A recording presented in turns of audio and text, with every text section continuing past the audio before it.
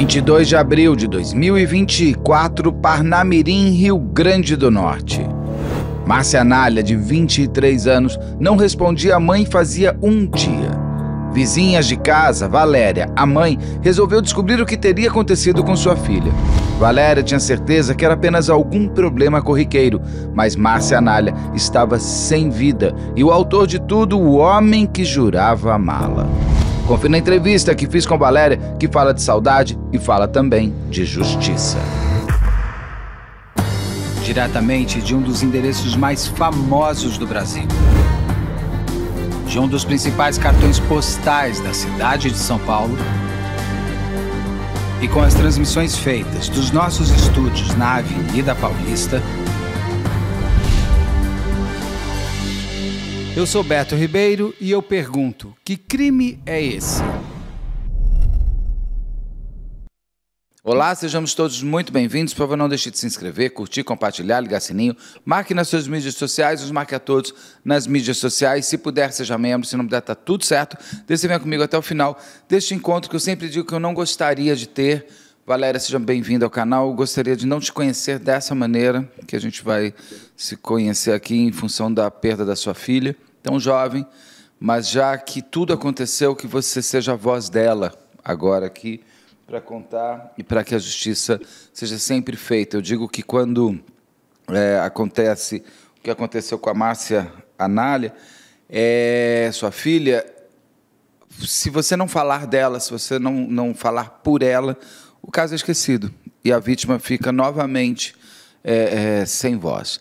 Então eu fico muito feliz quando as pessoas entendem o luto e transformam esse luto numa luta maior e que a sua filha seja aqui no canal uma forma de outras mulheres se verem nela e se perceberem essa possibilidade de um dia eu estar entrevistando a mãe delas também. Então, muito obrigado pelo seu tempo, muito obrigado pela sua generosidade em conversar com o canal. Ok, Beto, eu que lhe agradeço por você ter a disponibilidade de nos dar vez e voz. Sempre, o canal foi aberto em função disso também. Eu fico muito feliz que ele esteja alcançando esse bem maior. Valéria, eu sempre começo a conversar com as pessoas por um momento melhor do que esse que você vive. Sua filha morreu no dia 24 de abril de 2024. Nós estamos conversando hoje em abril de 2025. Não sei se a entrevista vai passar já agora ou depois, mas nosso encontro é praticamente um pouquinho antes de se completar um ano da partida da sua filha. Então é tudo muito recente. Se você fechar o olho, sua filha pode pensar um ano atrás, sua filha ainda estaria viva.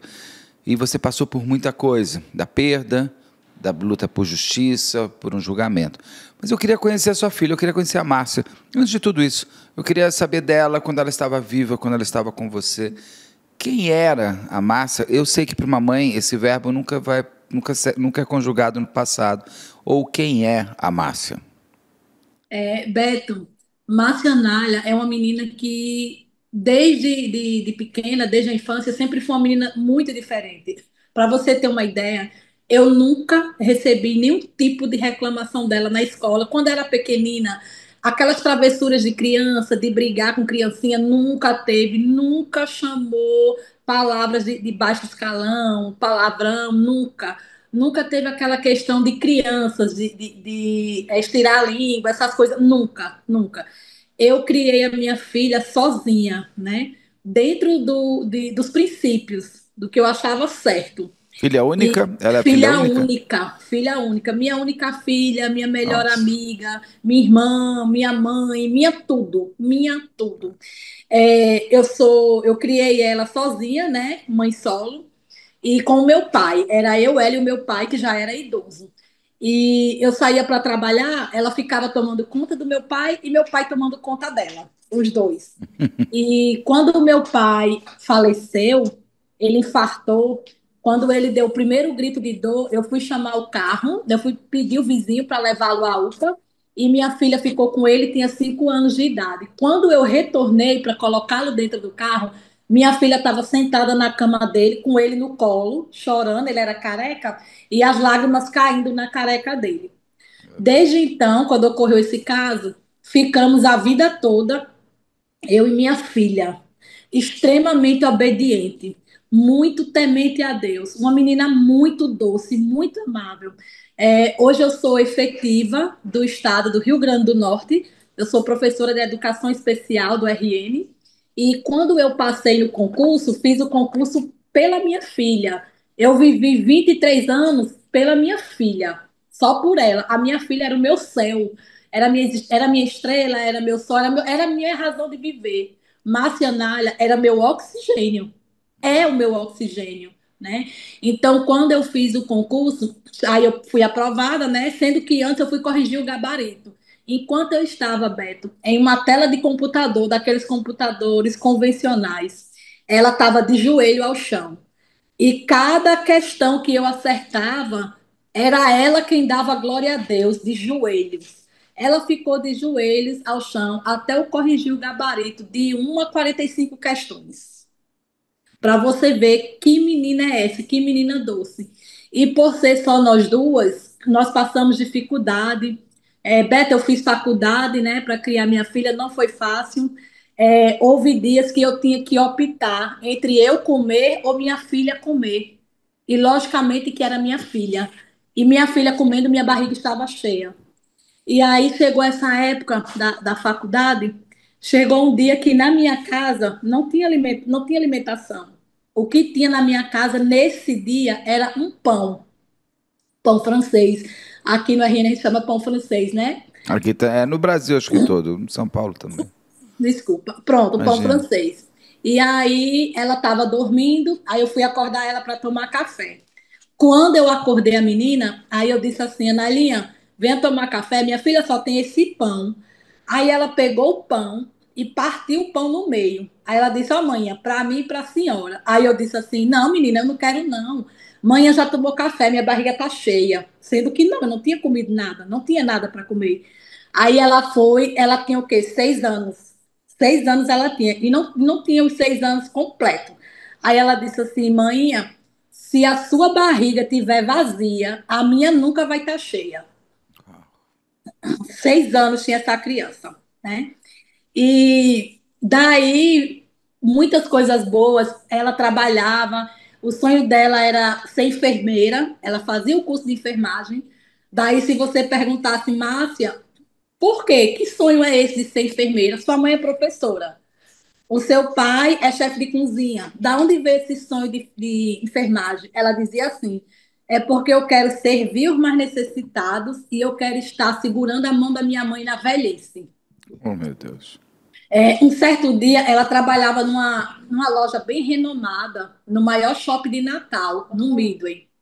E aí eu ia buscar ela, ela chegava tarde, né? Shopping, essas coisas. Eu ia buscar ela. Ela tinha nervoso, fobia de gatos, gatos novinhos. Ela tinha um nervoso muito grande, ela não conseguia ficar perto de gato, gato novo. Aí a gente estava vindo do trabalho, passamos por uma árvore e escutamos um miado de um gatinho. Aí ela disse: Mãe, esse gatinho vai morrer. Aí eu falei assim: Não, não vai morrer, não, porque eu vou subir. Eu vou subir e vou tirar ele da árvore. Aí ela disse assim: Mãe, a senhora é pesada. Se a senhora subir, a senhora vai cair e se machucar. Aí eu falei para ela: Mas Anália, eu vou subir para tirar o gato, porque você não vai conseguir. Aí, Beto, ela falou assim: Mãe, mais importante do que o meu medo e a minha fobia é a vida desse gatinho e a sua. Ela subiu na árvore e ela conseguiu pegar o gatinho. Isso foi dias antes do ocorrido acontecer, do crime bárbaro que Que chocou ela... Parnamirim, chocou o RN e já está tomando outras instâncias do Brasil, porque foi muito bárbaro. Sim. Só para uma coisa, você falou RN, é Rio Grande do Norte. Rio Grande do Norte. Vocês são do Rio Grande do Norte? Eu sou natural do Rio de Janeiro, né? Aí eu vim para o RN com 6 anos de idade, fiz minha vida e me considero do Nordeste. E Mas sua a filha? minha filha é natural do Rio Grande do Norte, nasceu na cidade chamada Parnamirim, no Rio Grande do Norte, Que é onde tudo aconteceu. onde tudo aconteceu. Em Parnamirim, no bairro Santa Teresa, Parnamirim, Rio Grande do Norte. O caso da sua filha é um caso que me entristece muito, que É, são os crimes familiares, é onde tudo deveria ser mais seguro e mais em paz. E eu tenho percebido as relações cada vez mais tóxicas e terminando de maneiras cada ves mais trágicas. Não sei o que está acontecendo com o ser humano na sua totalidade, mas era um reflexo muito importante. E por isso que eu quero entrar agora com você na relação da sua filha. Porque ela morre pelas mãos do marido. Ela era casada com o Josué? Sim, ela era casada há 5 anos. E entre casamento e namoro fica por volta de 6, 7 anos. Eu cheguei até ali há 10 anos. Eu até perguntar, porque ela conheceu ele muito jovem. Ela conheceu ele com 18 anos, Você é muito jovem também. Você teve a Márcia muito cedo também. com 20 anos. Ah, então já é uma idade já mais adulta. Uma idade mais adulta. Sim. A sua filha, como que ela conhece o Josué? Porque ela conheceu muito Na... nova, com 15 anos, é isso que você falou? Não, ela conheceu ele aos 18. Aos 18. Ela Isso, morreu com quantos anos? 23. Tá, 18, 19, 20, 21, 22, 23. Então ela conheceu ele há 5 anos. É que você falou Isso, 8 anos. isso. Ela namorou, começou a namorar com ele aos 18 anos. Mas ela conhecia ele antes? Ela conheceu ele mais ou menos um ano antes, 17, entre 17 e 18. Tá. Aí formalizaram o namoro aos 18 anos e aos 19 anos casaram no civil.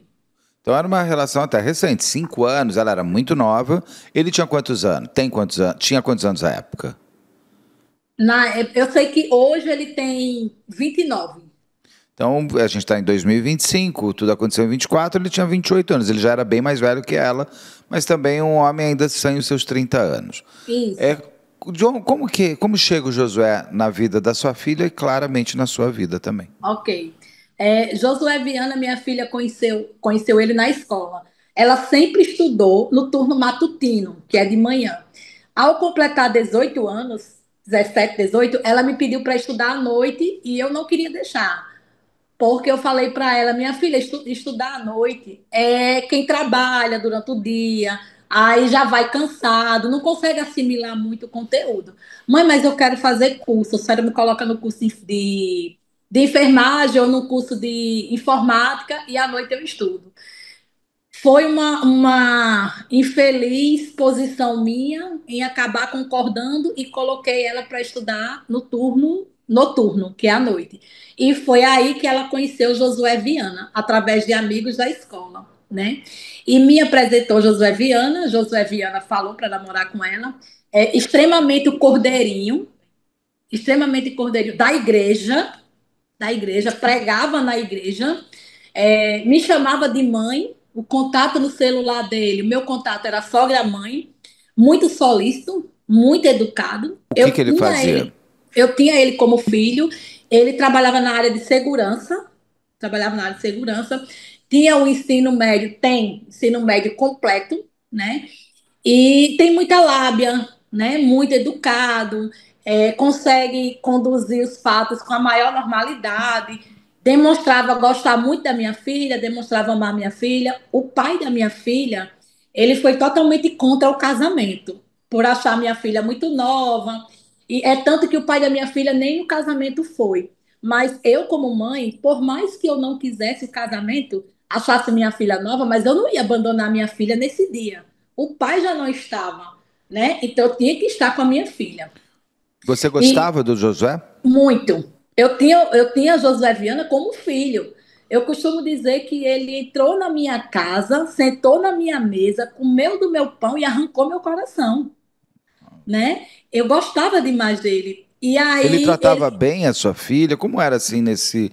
A sua filha falava alguma coisa? Você hoje, principalmente depois que tudo aconteceu, você volta para esse passado e você olha, aquela cena já era marcante. Como ele era? Como ele tratava a sua filha? Até o início ele tratava bem.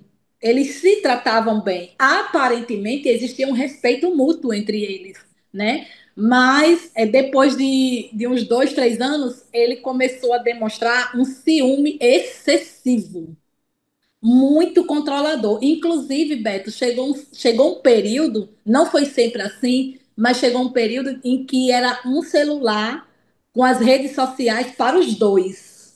Se você falasse com a minha filha, ele respondia por ela, né?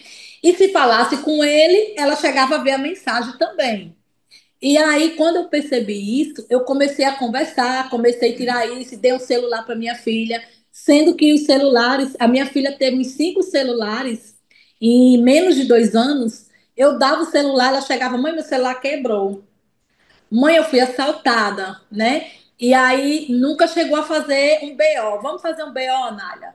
Mas eu acabava dando celular a ela, inclusive o último celular dela, quando aconteceu o crime, foi o meu companheiro que deu para ela, né? E a gente já estava, a partir de então, desse sumiço de celulares, nós estávamos começando a desconfiar que tinha algo estranho. É tanto que o meu marido falou para ela assim: olhe, eu vou lhe dar o celular, eu vou lhe dar o meu celular, que eu tenho dois, vou lhe dar um até sua mãe comprar outro, vou lhe dar para sua mãe não ficar em contato com você durante o dia, porque a gente se falava o dia quase todo. Ela trabalhava e eu também, a gente só se via à noite. Aí o meu esposo disse assim: mas diga a Josué que se ele quebrar esse telefone, ele vai me dar outro. Então, meu esposo já estava começando a desconfiar, né? Você não desconfiava? Não, não. Passei a desconfiar. Um certo dia eu estava dormindo e a minha filha, eu que fiz uma casa para eles. Eu dividi minha casa ao meio e fiz uma casa para eles dois, para que não saísse perto de mim. Um certo dia eu estava dormindo e ela bateu na janela. E aí eu acordei. Quando eu abri a janela, ela estava ensanguentada aqui. Ensanguentada. Eu tenho até a foto desse dia. E aí eu perguntei, eles criavam cachorros, 4 cachorros, sendo que entre esses 4, 2 eram Rottweilers, que o Nossa. assassino treinava os Rottweilers para atacar. Ninguém tinha acesso à casa deles por conta dos Rottweilers. E aí ele trabalhava à noite, uma noite sim e outra não. Quando eu vi o rosto da minha filha ensanguentado, eu imaginei que teria sido briga dos cachorros e ela tinha de separar, porque de vez em quando os animais brigavam e era realmente muito violento. A gente tinha que pular, eu, minha irmã, para poder separar. E aí eu perguntei a ela o que foi isso. Aí ela disse: foi Josué. Isso era de madrugada, porque ele covardemente, os ataques a ela eram sempre de madrugada. Aí eu fui, prestei o primeiro socorro, botei ela dentro da minha casa, limpei, fiz o curativo, e o meu coração de mãe esmagado, de verdade, eu disse: Anália, chegou a hora da gente fazer a denúncia. Vamos denunciar. E ela disse assim: não, mãe, tremendo, com medo, não, mãe, eu vou me separar. Eu vou me separar dele. Vai se separar? Vou, mãe. Eu prometo à senhora, eu vou me separar. Vamos denunciar? Não, eu vou me separar. Ok. Separou. Ficou na minha casa. E aí, por volta de 1 mês e 20 dias, reataram. Inclusive, ele mandando mensagem constantemente, constantemente. Ela não Isso, saiu da casa dela momento nenhum para ir atrás dele, não. Ele foi quem veio até a casa dela, que quanto era na minha tempo casa. quanto tempo eles já estavam juntos quando teve esse momento que ela bate na sua janela? 4 anos. Já tinha um tempo. Você me fala aqui, até eu peço desculpas de maneira nenhuma, eu estou apontando falhas de uma mãe, que eu acho que é importante, porque uma das coisas que o abusador tem, que ele consegue criar essa máscara, como diz a Rosângela Monteiro, essa máscara social, para o mundo, e a gente acaba sendo enrolado por eles. Então, e por isso que no momento exato, ninguém pode pensar com a cabeça gelada, você está dentro de uma história, então você vai sendo enganado mesmo. Manipulação, ninguém está imune a manipuladores. Mas você até me relata que depois de 2 anos que eles estavam juntos, eles já tinham só um celular. Você chegou a conversar, esse momento não é de um dia para o outro. Você viu, você chegou a conversar com o Josué, com a sua filha, que esse tipo de relação não era saudável, que ela tinha que pensar. Teve algum momento antes disso? Você chegou a conversar com ele? Cheguei sim a conversar.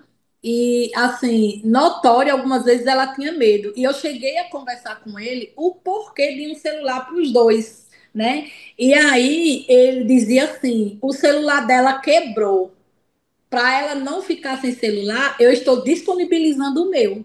Eu também não posso ficar sem celular. Eu não posso dar o meu celular para a Márcia e ficar sem celular por conta do trabalho, os contatos do trabalho.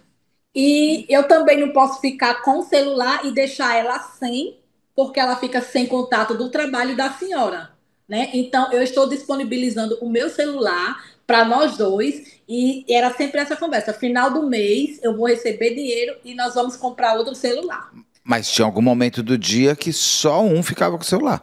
Exatamente. Ele, no caso. E aí a Ele, sua no filha caso. ficava incomunicável, porque ela ficava no Exatamente. trabalho. É. Ela já estava trabalhando como enfermeira? Estava trabalhando como vendedora. Ela não Como ve- chegou a trabalhar como enfermeira, ela chegou até o estágio. Tá. E aí, quando ela aparece ensanguentada, o que aconteceu? O que ela conta? Ela conta que ela estava dormindo e de repente acordou com ele saculejando ela. E aí começaram a discussão até ele chegar a esse ponto da agressão, né? E, E o motivo da agressão tem dois motivos. Um, ele não queria que ela trabalhasse. Não queria que ela trabalhasse. E o outro, ele não queria que ela continuasse fazendo o curso de enfermagem, porque a todos os profissionais de saúde, o meu imenso respeito e admiração. Mas a fala dele era que ai, todas imagina. as enfermeiras têm caso com médicos e enfermeiros. Então, o motivo das brigas era por ela trabalhar e por ela fazer o curso de enfermagem. E a minha filha, Beto, o que me dói muito é que ela achou que podia sair desse relacionamento sozinha. Há quem diga que foi, e o que me tortura, o que está me levando hoje à loucura, eu estou à beira da loucura, é imaginar que a minha filha, ela deu a vida dela pela minha. Além dela ter dado a vida dela pela minha, e vou lhe explicar o porquê, ela precisou passar pelo martírio que ela passou, ela precisou perecer nas mãos dele, para que nenhuma outra moça passasse pelo mesmo que ela passou nas mãos dele. Por que você acha que ele queria matar você para ela sofrer? É isso? Beto, eu acredito, nada comprovado, né? É um achismo meu, baseado em relatos de algumas amigas, posterior ao caso, que ele me ameaçava para ela, né? Porque a minha filha era o meu tudo, tão quanto eu era o tudo para ela. Então, para que ela aguentasse, para que ela se calasse, eu era o alvo. Você era chantagem, do tipo, se você não fizer o que eu quero, eu vou lá e mato sua mãe. Mais ou menos isso. Porque no dia do crime, no dia do ocorrido, pessoas, meu cunhado, minha irmã e meu companheiro limparam o cenário do crime, depois que a perícia fez o trabalho, para que eu pudesse entrar lá uns 10 dias depois, para ver as coisas dela, o que, ia ser doado, o que, eu ia ficar. E nisso tinha uma mochila no canto da porta. Era a mochila de trabalho dele. E eu peguei a mochila e abri. Quando eu abri a mochila, tinha uma faca dentro da mochila.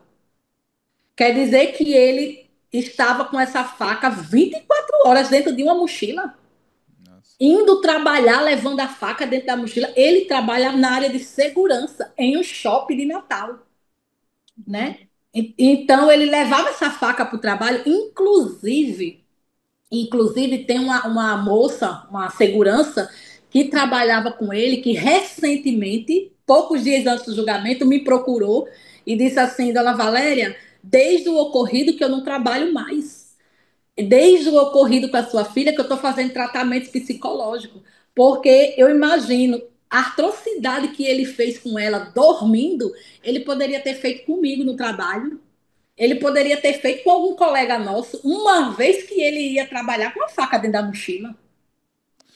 Mas nesse caso, ele tinha uma fixação, né? Ele tinha ele não era um serial killer que ia sair matando. Ele tinha um porquê de ter. Ele tinha. O foco dele era sua filha, com certeza. Agora, Exato. quando você fala que ela bateu na janela dela, na sua janela, você foi falar com ele? Falei, O falei que com que ele ele. falou? Ele já tinha se evadido do lugar, né? Foi de madrugada, ele fugiu. E aí, quando eu falei com ele, ele disse assim: eu nem percebi que fez isso. E pediu perdão. Pediu É perdão. porque ele tinha sido. Ele não sabe o que ele fez? Ele bebia? Ele usava drogas? Não, não que seja do meu conhecimento. Não que seja do meu conhecimento. Então ele Uma quis dizer pessoa o quê? muito lúcida, Que deu um branco, né? Ele não lembrava que ele tinha machucado sua filha? segundo ele, né? Mas pediu perdão para mim, pediu perdão para minha filha, disse que isso não ia acontecer, e eu falei, realmente não vai mais acontecer. Porque se acontecer, eu agora não fiz a denúncia para não ir contra, respeitando a vontade da minha filha. Mas da próxima vez eu não respeito nem a vontade dela e nem a sua. E outra, ela não quer mais. Ela não quer mais morar com você, ela não quer mais o casamento. Eu falei, né? E até então, ele aparentou aceitar o término.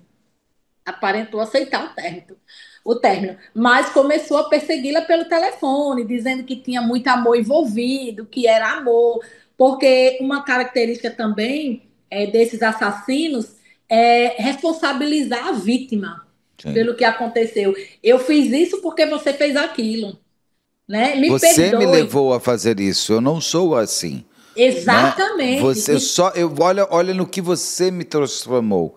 A Isso, culpa é sua de eu te matar. isso. E isso Eles são, tem também, isso. isso também, Beto, é uma coisa que tortura muito a família, tortura muito a mãe. A vítima não é culpada. A Claro que não. vítima não é culpada. Você acha que a minha filha, Beto, foi uma atrocidade sem tamanha? Você acha que a minha filha é culpada de ser golpeada, ter a garganta esmagada, uma faca cravada nas costas? Ela é culpada disso? Não. Ela não é culpada, ela sofreu demais. E, assim, Josué Viana, ele acusou, ele julgou e ele sentenciou a minha filha à pena de morte. Ele condenou a minha filha à pena de morte sem ter cometido crime algum. Ele me condenou à prisão perpétua. Eu nunca Total. cometi um delito na minha vida. E Beto, quem encontrou a minha filha fui eu, a minha única filha. Eu estava trabalhando, o telefone tocou. Eu trabalho das 7 da manhã até 5 da tarde. Eu trabalho em Natal, eu sou de uma cidade de Parnamirim, que é mais ou menos 1 hora de Parnamirim a Natal. Para mim estar lá de 7 horas, eu saio de casa de 5h30 da manhã, porque eu vou caminhando para a parada, vou esperar o transporte, enfim. Eu saía de casa às 5h30 da manhã e a minha filha saía de casa às 9 horas para ir para o shopping. Então, quando eu saía, ela estava dormindo. Quando eu volto às 17 horas, eu saio da escola, chego em casa por volta de 19 horas, a minha filha ainda não tem chegado, né? A minha filha chega em casa às 22, 22h30, ou até mais, dependendo da hora que fecha o estabelecimento onde ela trabalha. E aí, quando ela chega, muitas das vezes eu estou acordada esperando, muitas das vezes eu ia na parada buscá-la, e algumas vezes eu estava tão cansada que esperando ela, eu adormecia. Então a gente se comunicava pelo WhatsApp. Quando ela chegava, ela dizia pelo mensagem pelo WhatsApp: "A benção mãe, cheguei agora". E quando eu acordava, eu olhava a mensagem dela, via a hora que ela tinha chegado. Deus te abençoe, estou indo trabalhar. E era esse nosso contato. E vocês Na... morando coladas, assim. Você me falou que você Isso, divide, você era parede parede ali. justamente. Quando foi na segunda-feira, minha filha foi lá em casa. E quando ela se despediu, benção manhã, para sair, ela abriu o portão e ela ficou numa posição que era metade fora e metade dentro, e me olhando. E aquele olhar dela me deu um aperto, sabe? Me deu um aperto tão grande. E a Isso gente, no dia 24 de abril de 2024. isso na segunda-feira, Ela foi dia encontrada, né? 22. Dia 24. Isso. Aí ela ficou me olhando e eu olhando para ela e me deu um aperto, sabe? Aquele olhar. Enfim, ela saiu. Na segunda, ok. Quando foi na terça-feira, eu fui trabalhar e eu chamei por ela pela janela.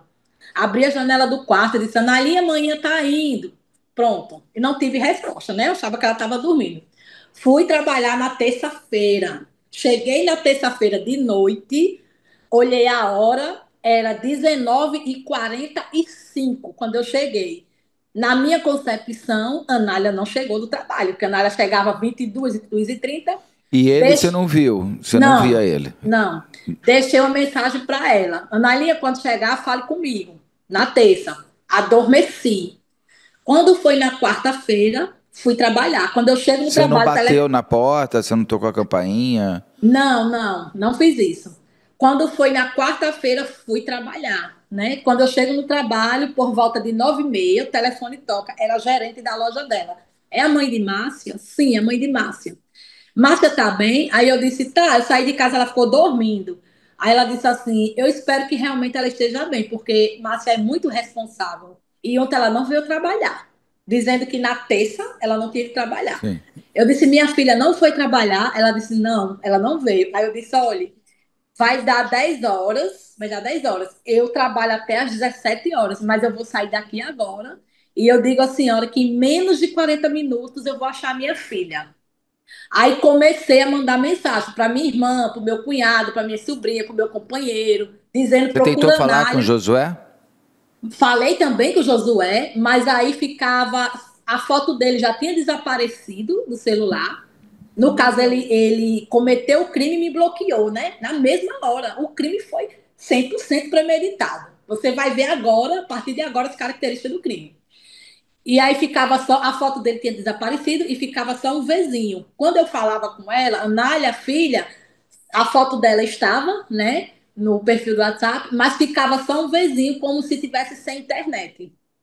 E assim eu chamei uma moto e fui para casa. Quando eu cheguei em casa, comecei a gritar, Nália, Nália, Nália.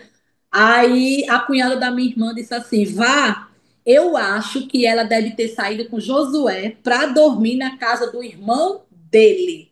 Porque esporadicamente eles faziam isso, ia dormir na casa do irmão dele. Os cachorros não Ah, estavam latindo? É porque eles deviam estar sem comida também, sem água. Os estavam, cachorros, mas não estavam latindo, não os cachorros estavam. não estavam histéricos, não. Não, não estavam. Pelo contrário, eles estavam cabisbaixo, muito triste, muito triste. Aí eu fui subir no muro para pular para lá. E os cachorros, os dois Rottweilers, muito bravos de verdade e com fome, né? Mas eles não latiram. Aí não queriam deixar eu pular, nem meu marido e nem a cunhada da minha irmã. Não, não pule que os Rottweilers vão lhe pegar, não sei o quê. Mas, Beto, uma mãe, ela pula numa cova de 1.000 leões para salvar um filho. Qual é a mãe que não ia pular e enfrentar dois Rottweilers? Aí meu marido disse assim: olha, eu vou chamar alguém para destelhar a casa. Espere destelhar a casa. E eu, posicionada em cima do muro, a ponto de pular. E a casa estava fechada, janelas fechadas, As janelas estavam, cortinas. as janelas estavam fechadas, tudo estava fechado, só a porta da sala estava aberta. Aí eu escutei quando o rapaz que meu marido chamou para destelhar falou assim: Desculpa te interromper, mas só uma coisa. A porta da sala aberta, os cachorros não entravam e saíam? então, Beto, eu não sei antes de eu procurá-la, né? De eu achar. No Não, eu digo, momento porque um cachorro com fome, a sua filha morta, eles E não foram ele até o corpo soltou os deles. cachorros porque tinha dois canis cachorros. Ele soltou os cachorros de propósito para que os cachorros terminassem o serviço que ele começou no corpo da minha Exatamente, é isso que eu filha. estou pensando, porque assim, deixar uma porta aberta com cachorros com fome, cachorros ferozes. Rottweiler e muito sangue, Tem né? sangue no local, é muito comum, inclusive, a Rosângela Monteiro já contou, de chegar em locais os animais da casa terem devorado o dono morreu, eles não tinham comida, eles pegaram. Os cachorros não foram para cima da sua filha. Não, eu vou lhe contar quão abençoada era minha filha, que os cachorros foram mais humanos do que o assassino. Tá. Respeitou a menina. Pronto, aí eu escutei quando o rapaz que destelhou a casa falou assim: é uma mulher. Ele falou bem baixinho, mas eu ouvi. É uma mulher e tem muito sangue. Quando ele disse isso, eu pulei. Pulei o muro. Quando eu pulei o muro, os Rottweilers vieram até a minha pessoa e ficaram me olhando e me conduziram. Eles foram andando na minha frente e eu fui andando atrás deles. Me conduziram até o local do crime. Quando eu chego no local do crime, que é o quarto, tinha duas portas. Uma porta estava fechada e a outra porta estava aberta. Beto, eu abri a porta. Quando eu abri a porta, que eu vi aquele cenário, os Rottweilers abaixaram a cabeça, colocaram os rabinhos entre as pernas e foram para o final do quintal. Ficaram deitados, sem dar um latido sequer. Quando eu vi aquela cena, a primeira imagem que eu tive foi de negação. Meu Deus, quem é essa moça? Como é que eu vou explicar para a mãe dessa moça isso que está acontecendo aqui? Nossa. Beto, o quarto estava coberto de sangue. A minha filha estava de bruço, uma faca cravada nas costas dela. E, e uma faca quebrada do lado. Ou seja, ele começou com uma faca, quebrou e ele continuou com outra. Ela tentou correr mesmo com a garganta estraçalhada. Estraçalhada de verdade, a garganta. E a minha filha, Você destraçalhada de corte ou de de. corte, de corte, de corte. E a minha filha, mesmo com a garganta dessa forma, ela já quase sem chance de vida, ela ainda assim tentou correr. É tanto que tem uma faca cravada nas costas dela, né? E segundo o trabalho da perícia, tudo isso, existem evidências de que ela estava dormindo e ele começou a golpeá-la pelo pescoço, porque tirava dela toda a chance de pedir ajuda. De gritar. Eu ia te perguntar, por isso que ela não gritou. Exatamente, por isso que ela não gritou. E Ela ele não chega gritou. com ela dormindo, chega de surpresa. Justamente. E decidido. Então não tem discussão, não tem nada. Não tem violenta Exatamente. emoção, não tem nada disso. Ele chega Não. decidido, Decidido. ela dormindo e ele golpeia ela primeiro de frente, de lado, Por trás. Pescoço. já de cara por trás. É. Aí como é que acontece? Ela sai correndo, A gente acredita que ela toma aquele susto, né? Tenta imagina. reagir e ele pega os travesseiros, bota sobre o rosto dela e começa a esfaquear. Por quê? Porque tinham dois travesseiros que pingavam sangue. Tá. Você não via a cor dos travesseiros, pingava sangue. Quando eu a encontrei na quarta-feira, isso aconteceu na terça, o sangue era, o travesseiro era para estar com sangue seco. Mas na quarta-feira o travesseiro ainda pingava Pegava sangue. sangue. E Dois ela travesseiros. e você me conta que ela tenta correr, ele coloca ela de volta na cama ou ela morre na cama? Beto, eu acredito que ela tentou correr, ele a golpeou, ela caiu, porque ela estava de bruço perto da porta. Ela estava no E- chão. Exatamente. Então tá. E agora a cama tinha muito Foi sangue. onde começou. Exatamente onde começou. O que leva a crer que ela tentou correr porque ela caiu de bruço, ela estava de bruço jogada no chão. Eu nunca deixei minha filha dormir no chão. Nunca. A minha filha estava gelada, coberta do próprio sangue, uma faca cravada nas costas, outra quebrada do lado, a garganta esmagada e a mão toda furada. Ah, de defesa. Justamente, ela Ela lutou tentou se defender. exatamente a mão toda furada. E aí, quando eu vi aquela imagem, né, e eu tive a primeira sensação foi de negação, era a filha de qualquer um, mas não era a minha. Eu me abaixei, cheirei o cabelinho da minha filha, né, queria colocar ela dentro do meu útero novamente, minha única filha, e foi ali que o meu mundo completamente acabou, porque ali foi a minha despedida, porque ele foi tão perverso, ele foi tão cruel, que ele tirou toda a chance da menina de ter um velório. Ele tirou a chance da menina de ter uma despedida. Ele tirou a chance de uma mãe de dar um beijo na filha, de se despedir, de ter uma despedida decente. Ele tirou a chance de todos os vizinhos. Anália era muito amada. Por onde ela passava, ela deixou um legado. Parnamirim parou. Parnamirim parou. Ele tirou a chance dos amigos, a minha filha, neta única, filha única, prima única, sobrinha única. Ele tirou a chance da gente se despedir. Nós velamos um caixão lacrado. A minha filha não merecia isso, nem minha filha merecia isso, nem mulher nenhuma merece Não. isso. Nenhum Eu não ser mereço humano. isso e nem mãe nenhuma, sabe? E posterior a isso, né? Nós velamos um caixão lacrado. No dia antes de eu achar minha filha, eu liguei para a família dele procurando ela, né? E aí disseram que não tinham visto ela, que não sabia onde ele estava. E quando eu encontrei a minha filha, eu ainda liguei avisando que tinha encontrado e o estado que eu tinha encontrado. E aí o pai dele, que faleceu, viu? Agora há pouco. O pai dele faleceu, tá mais ou menos com uns 2 meses. E aí o pai dele foi o único que mandou um áudio para mim e eu decorei esse áudio. O pai dele dizia assim: Dona Valéria, eu lamento muito ter um filho dessa qualidade.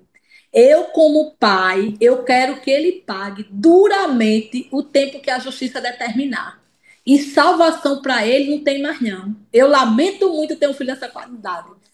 Depois, depois que enterramos o corpo da minha filha, passaram-se uns 15 dias, eu voltei a fazer contato com a família dele para pedir ajuda para os cachorros.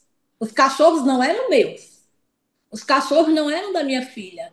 E Beto, depois de que eu enterrei a minha filha, eu fui obrigada a passar um mês entrando no cenário do crime para alimentar os cachorros.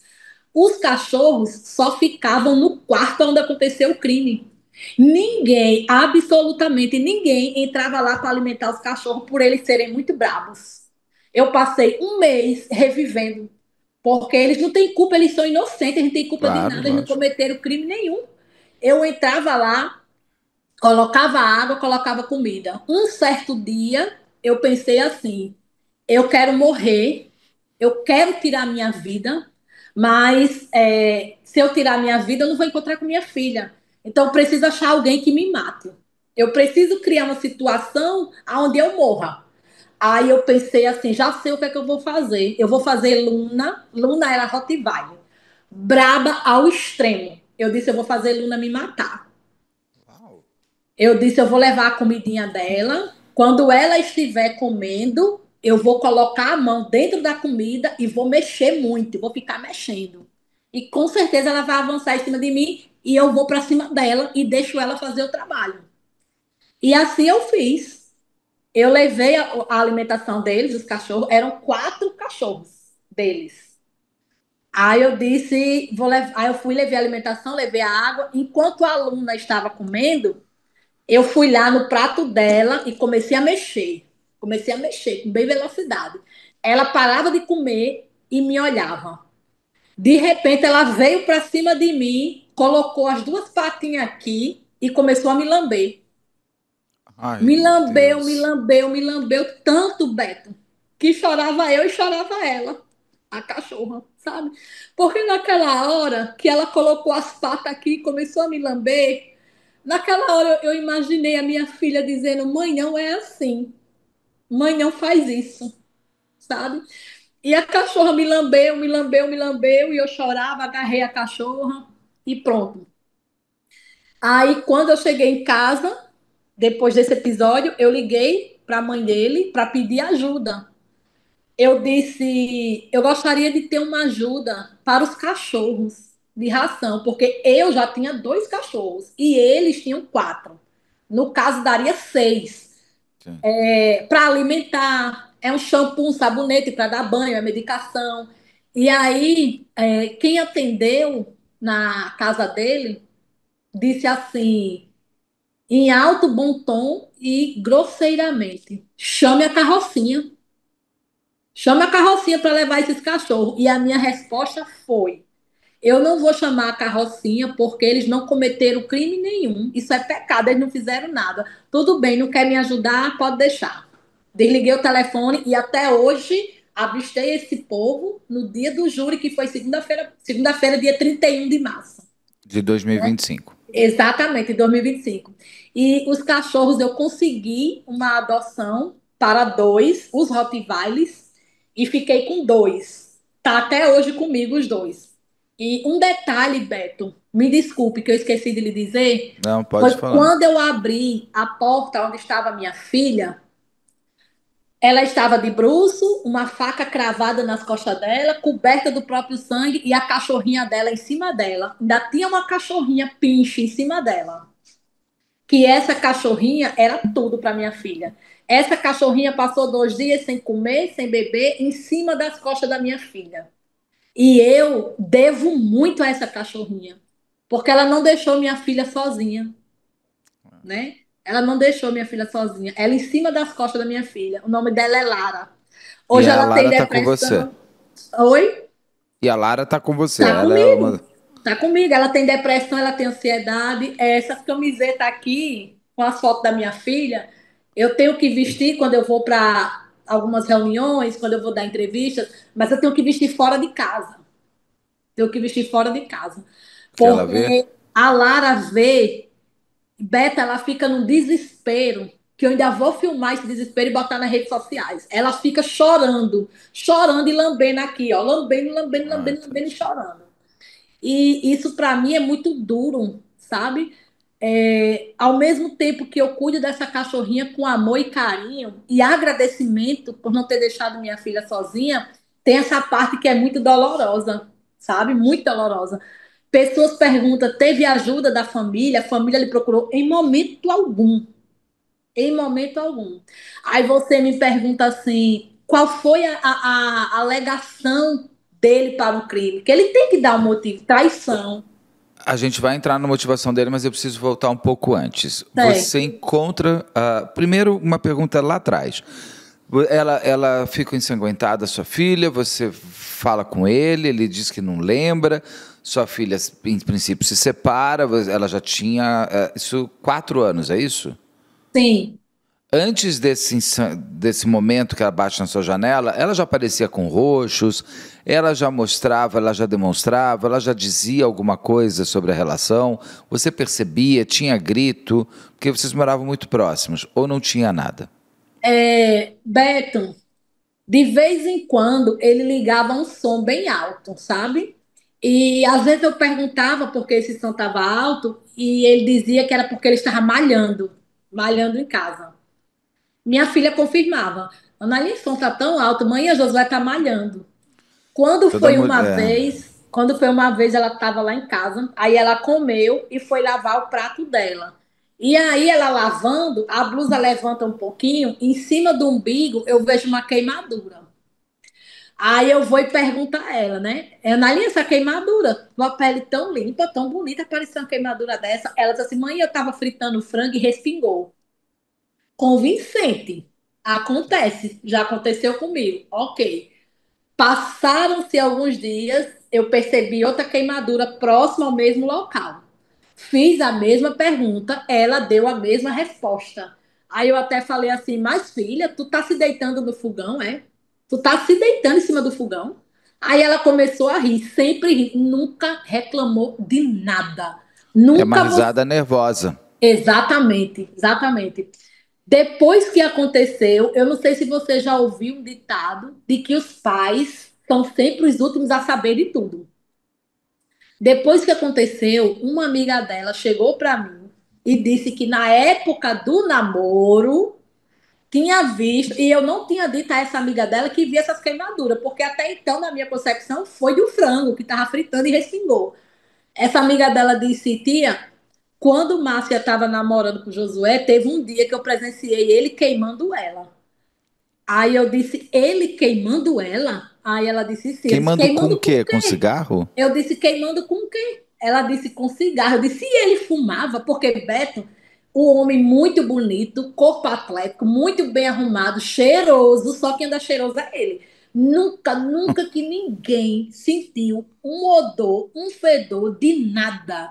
Nem fedor de fumaça. Eu não sei como era que ele fumava, nem sei aonde ele fumava. Aí eu fui e falei para essa amiga dela. Mas por que você não me falou? Pelo amor de Deus, porque minha filha não me falou, porque alguém não me falou. Ela disse: tia, eu não falei, porque na hora que eu vi, ele disse que não ia mais fazer, que era uma brincadeira, que estava brincando, que eu não precisava dizer à senhora. E a Nália disse que ele nunca tinha feito, que ali era uma brincadeira, mas que ela me prometeu que não ia mais permitir ele fazer esse tipo de coisa, né? E Existem brincadeiras, existem formas de agir que não tem uma vez só, não tem que ter nenhuma vez. exato, É exato. isso E que eu, as pessoas precisam se atentar. Uma pessoa apagar um cigarro em você não tem meia vez, não tem brincadeira, não é divertido. Uma pessoa te chacoalhar não é divertido. exatamente. E aí, pronto, eu só soube disso já depois de acontecido. Depois de tudo. Eu até me chateei, em parte, com a amiga da minha filha. Porque eu disse, se você tivesse me contado, talvez tanta coisa teria sido evitada, não sei, né? Mas alguma coisa eu teria feito, eu não sei, mas alguma coisa teria sido evitada, Você eu não teria sabia tido a disso. chance, pelo menos. Você Exatamente, teria de tido. fazer alguma coisa, né? E aí ela, não, tia, eu não disse, porque ele principalmente jurou que não ia fazer, enfim. E aí Então, eles voltaram. Aí eles voltam depois desse dia que ela está ensanguentada na tua janela. E como foi até a morte? Como é que foi a relação de vocês? A sua relação com ele, a relação da sua filha com ele até a morte dela?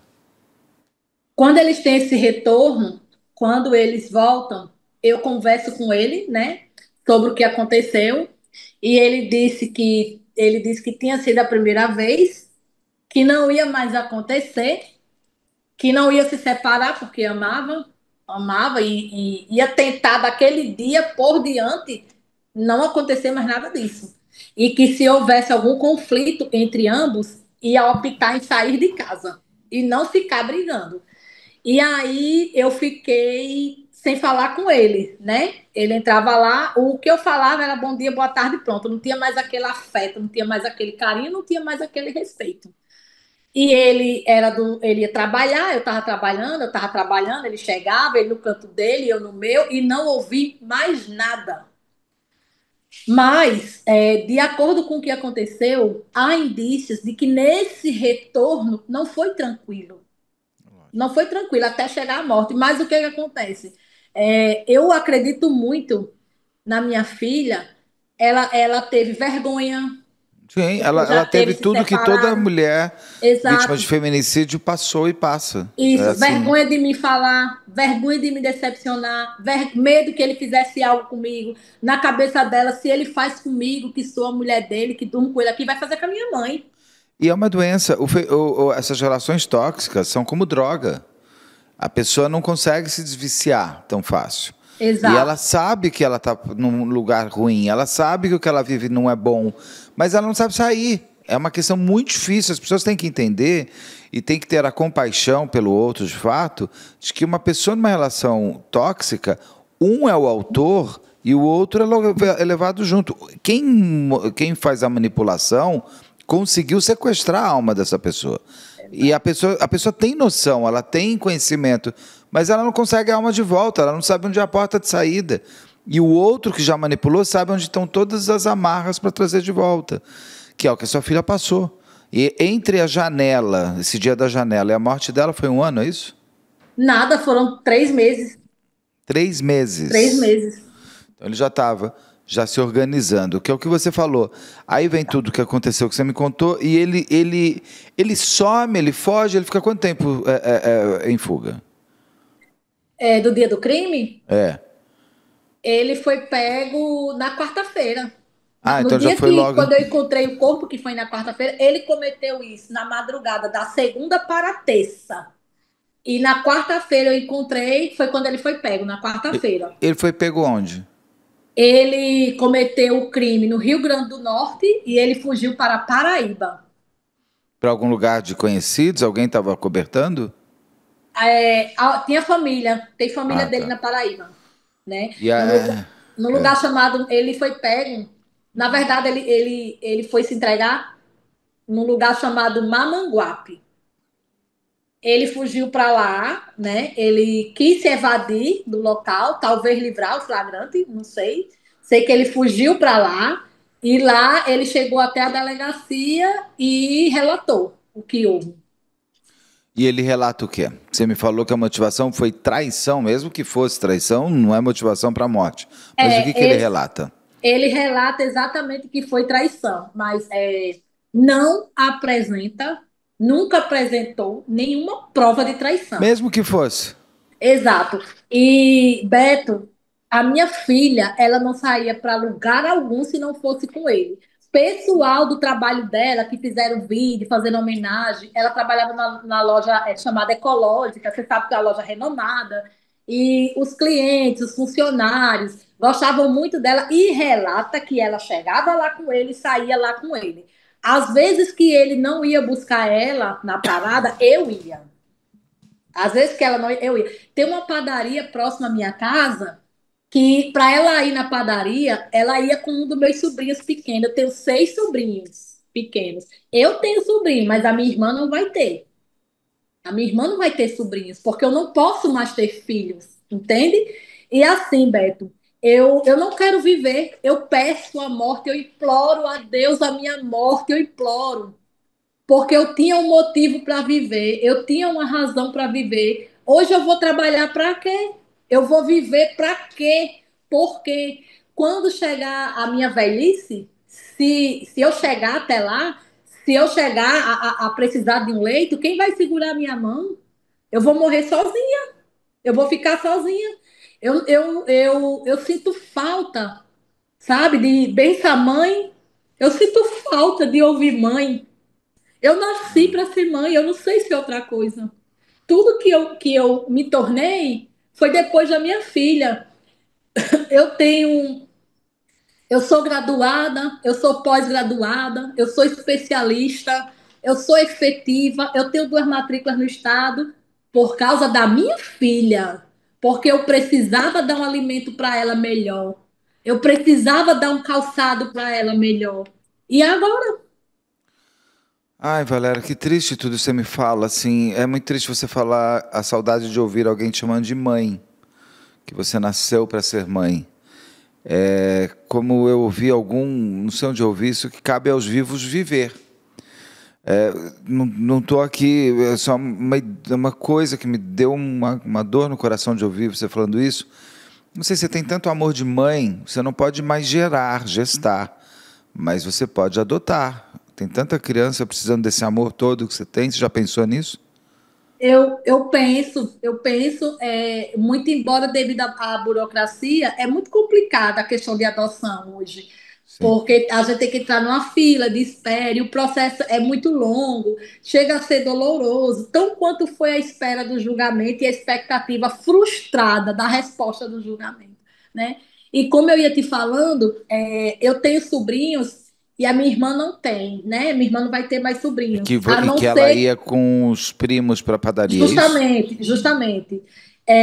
Eu tenho um sobrinho que, quando aconteceu o crime, ele tinha 5 anos, né? Hoje ele tem 6. E ele era muito ligado à minha filha, muito ligado, muito ligado. Inclusive, esse meu sobrinho, ele também era apegado ao assassino. O assassino ia jogar bola. Olha o perigo que essa criança passou, Beto. Porque se uma pessoa tem coragem de matar uma pessoa vulnerável, em estado de vulnerabilidade, dormindo, tem coragem de fazer com a criança. Porque uma pessoa dormindo é tão inocente quanto uma criança. É, mas a gente teria Está que sem entrar em. defesa. A gente teria que entrar em outros níveis, assim, porque ele teria que ser um serial killer, então. Ou uma pessoa com desejo de matar qualquer um. Eu acho que ali tem o desejo vital de. Eu sempre digo que o feminicida dorme em paz na cadeia, porque o desejo dele foi consumado. Aquela mulher É, nunca mais vai ficar com ninguém. com ninguém. E o Exatamente. desejo dele não é sair matando. Aquela pessoa tem que ser minha. E o ciumento, ele nada mais tem medo daquilo que ele faz com o outro. Então, quando ele aponta para que ela me traiu, é porque ele, com certeza, aqui é uma elucubração, ele estava olhando nela o que ele fazia com medo de ele receber de volta o que ele devia fazer. Exato. O ciumento, ele sempre tem ciúmes porque ele sabe o risco que corre uma vez que ele faz isso com o outro lado. É esse que é o que as pessoas não entendem. Ciúmes não é sinal de amor.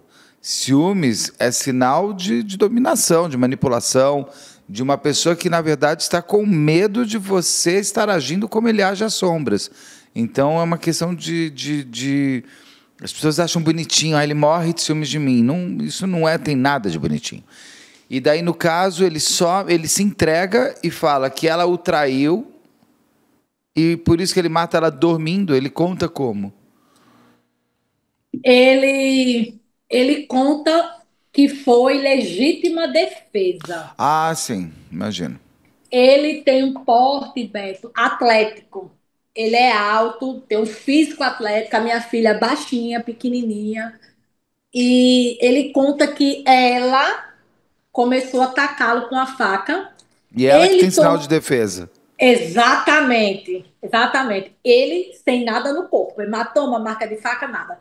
Então ela tentou atacá-lo com a faca, ele tomou a faca e ele não lembra mais de nada. Só Ah, de lembra, novo veio o branco. exatamente, só lembra que olhou, viu aquele estado, sapateou em cima do sangue dela. Por que eu digo sapateou? Porque a casa estava cheia de pegadas dele de sangue. Ele tomou Foi, banho antes de sair? tomou banho, foi Eu ao ia perguntar, porque banheiro. isso é muito sangue. Voou muito sangue nele. Exato, foi ao banheiro, tomou banho, porque lá onde abre o chuveiro tem a mão dele de sangue, sabe?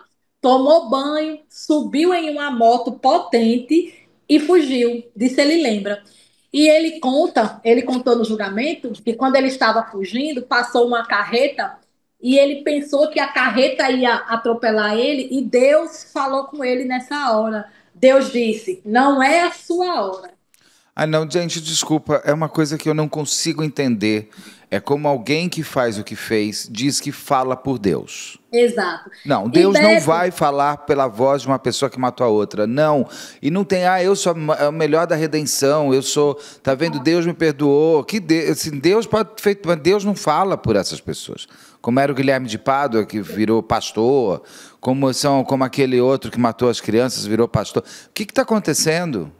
eu vou já te E ainda tem explicar. gente que vai atrás deles. Eu vou já te explicar o que na minha concepção de mãe e o que na concepção de sociedade norte-riograndense ficou o motivo da causa de tanta violência, de tanto feminicídio, tanta violência doméstica, tanta morte de mulheres. Mas antes disso, deixa eu te falar que o meu sobrinho, o que ia na padaria com a minha filha, ele hoje faz tratamento psicológico. Porque com 5 aninhos, a minha irmã foi chamada na escola, ele com um pau do lado da roupinha dele, um pedaço de pau. E aí os colegas olhando para ele, os coleguinha de 5 aninhos, 5 anos é um bebê, olhando para ele, ele diz assim: "Tá olhando o que para mim? Você quer que eu faça igual o Josué fez com minha Nalinha? Quer? Quer que eu faça igual o Josué Meu fez?" Deus do céu. E isso tá na mente dele. Ele, de 5 anos, ele queria ser jogador. É o sonho de toda criança, né? Ser jogador, menina é modelo, menina é jogador. O meu, eu nunca quis, mas tudo bem, entendo que muita gente queira. Entendo. Mas aí, se você perguntar hoje para ele o que é que ele quer ser, hoje ele tem 6 aninhos, e ele diz que quer ser policial. Que Aí bom, você pergunta por que você quer ser policial, e na cabecinha dele, os policiais são heróis, que porque bom. prenderam, né? E no julgamento, Então, uma coisa, quando ele se entrega, ele já é preso. já é preso, já é Tá. preso. E ele diz que na Bíblia diz assim, Ele quem que diz, desculpa, o seu sobrinho? assassino O Josué assassino. Viana. O assassino Josué Viana. No julgamento, ele o tempo todo citou a Bíblia. E aí ele diz que na palavra de Deus diz que a separação é só com a morte. O que Deus uniu, ele diz assim, que a palavra de Deus diz: o que Deus uniu, o homem não separa, só quem separa é a morte. Olhe como isso é forte. Olhe como ele usa da palavra de Deus, da Bíblia, para distorcer. Ou seja, eu preciso Ele matar ela é para me separar. exatamente, exatamente. Subentendido, eu vou Ele só não matar porque entende. na Bíblia Então, diz. mas ele não entendeu que na Bíblia não precisa estar escrito que é só na morte natural, de acordo quando Deus chama.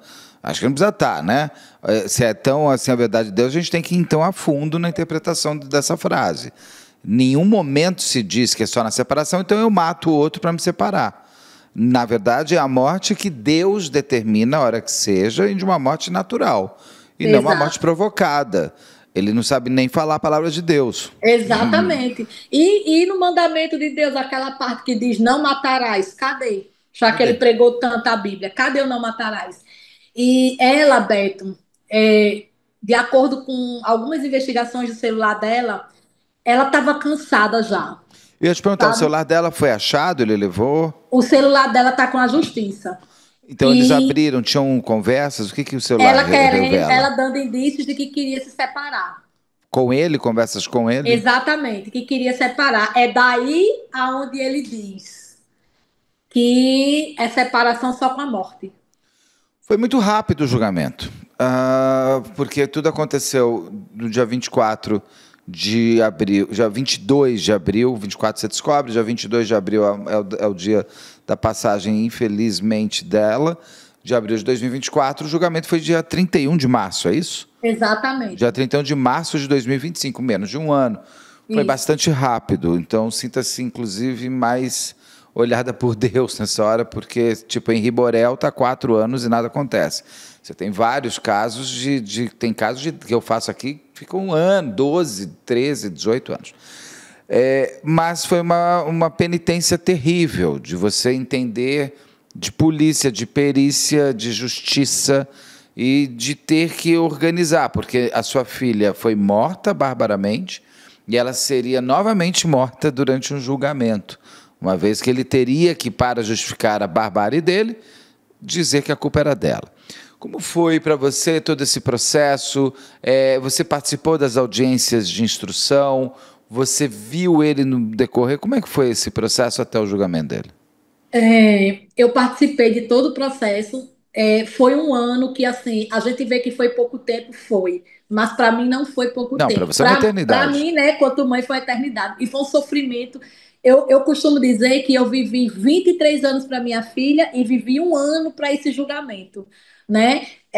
Eu sofri nas redes sociais, eu pedi, eu clamei, o povo se uniu a mim, a sociedade gritou, clamou, chorou, pediu.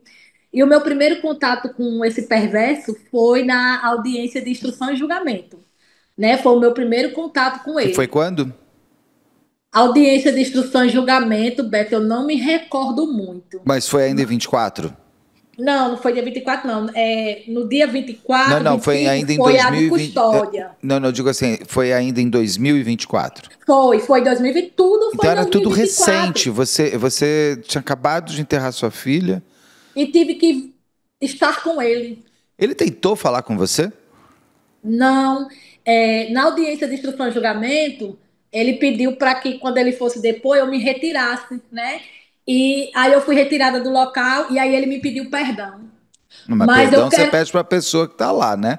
Não Pois para a pessoa é, que está fora. mas eu quero te pedir perdão, Beto. Aí, Beto, por favor, eu preciso que você saia desse local em 5 minutos. Não. Aí, quando você sai, eu peço perdão, né? Eu já fiquei sabendo, devido a uma amiga minha, que é estudante de direito, devido ao nosso advogado, que é doutor Zico Moura, que tem lutado incansavelmente por essa causa, e a esposa dele, eu fiquei sabendo essa fala, esse pedido de perdão, né? Na audiência de instrução, foi muito doloroso. Aí veio o processo de ir lá Mas daí até ele aqui. confirma de novo que ela o tinha traído e que ela que veio para cima dele. Ele mantém esse discurso desde sempre. Mantém, Ele ele não muda. mantém. Aliás, eu tenho sempre que lembrar que o canal está aberto a todas as pessoas. Se o advogado de defesa do Josué quiser dar entrevista, é só entrar em contato com a equipe betoribeiro@gmail.com ou qualquer outra pessoa citada que queira trazer o seu relato sobre o caso. Mas daí, então, durante a audiência de instrução, foi reforçado tudo aquilo que ele já tinha dito quando ele se entrega à polícia. Sim, sim, sim, foi. Bom, Ainda abre mais ainda a sua dor, né? Você tem que fazer. demais, demais, demais, Beto. No Aí julgamento, você olhou para... Fala, desculpa, te cortei. O que você ia falar? Não, pode perguntar. Não, pode terminar. Você que é a Tá. dona da Aí casa. teve esse. Eu agradeço à justiça porque de quando ele foi pego, de quando ele foi preso até o julgamento, houve 3 pedidos para que houvesse a soltura e para que ele esperasse o julgamento em liberdade. E o juiz não concedeu por avaliar ser um crime com extremo requinte de crueldade e, de uma certa forma, ele ser um tipo de perigo para a sociedade. Não, e ele já Então, tinha fugido uma isso, vez. exatamente. Então ele se manteve preso, todos esses 3 pedidos foram negados. E agradeço também à justiça por ter sido rápido, como você falou. Existem casos, eu acho que no Rio Grande do Norte isso é histórico. Eu acho que é o primeiro, ou um dos primeiros casos, a ter audiência de custódia, audiência de instrução e julgamento e o julgamento em menos de um ano. Não, e ele é réu, confesso. E tem uma coisa assim, até para ser justo com a justiça, muitas vezes se protela o julgamento porque você tem várias possibilidades de entrar com recurso. E geralmente a defesa do acusado entra com recurso, porque fala que a pessoa estava com problema de cabeça, quer perícia, quer isso, ele vai postergando aquilo e também tem não é a justiça que fala, só daqui 4 anos eu vou olhar. É porque tem muitos recursos, é o direito de cada um, né? Pleno direito de defesa. Nesse caso, talvez eles não tenham entrado com tanto recurso e também porque as pautas estão mais... Eu estou bastante bem impressionado com o Nordeste brasileiro. Eu fiz um caso do Maranhão que a pessoa matou em julho a mulher dele lá e ele foi julgado em dezembro. Então, o Nordeste ele tá sendo muito ágil em pautar. Parabéns aqui para toda essa região, que a gente repita no Brasil inteiro, né? Mas daí, você, durante o julgamento dele, você ouviu, vocês se cruzaram o olhar? Ele olhou para você? Não, ele em momento nenhum levanta a cabeça, não. Não, a não ser, exceto quando ele vai depor, que aí ele levanta a cabeça, ele se ergue, inclusive, Aí você ele pode ver, está... você assistiu. O julgamento? Não, mas Assisti. na hora que ele vai falar, você não precisou sair. Eu passei mal em um dado momento, né? Aí precisei ser socorrida e não voltei enquanto ele estava depondo.